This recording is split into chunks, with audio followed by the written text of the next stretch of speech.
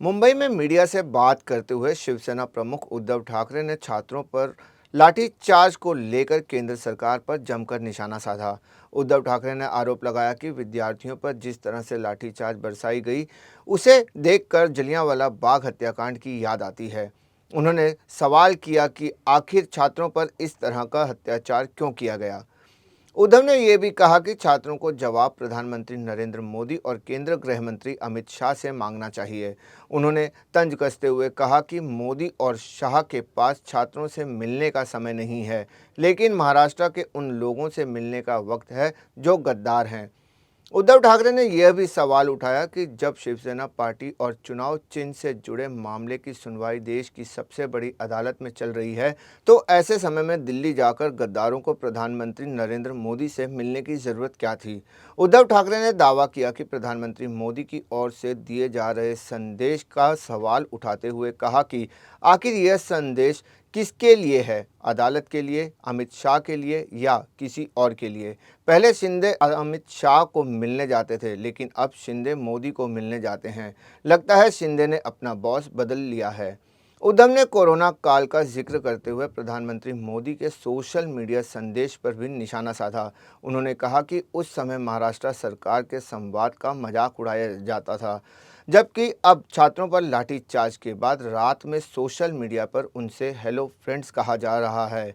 उद्धव ठाकरे ने मोदी सरकार पर इंस्टाग्राम के जरिए शासन चलाने का तंज भी कसा और कहा कि लोकतंत्र को बचाने के लिए देश के सभी लोगों को एक साथ आने की ज़रूरत है।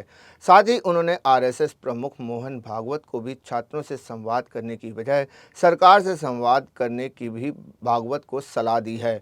उद्धव ने दोनों शिवसेना को लेकर चल रही कानूनी लड़ाई के बीच यह भी कहा, अगर चुनाव आयोग को संविधान की प्रत चाहिए थी तो उन्हें हमसे मांगनी चाहिए था, उन्हें हम मुहैया कराते।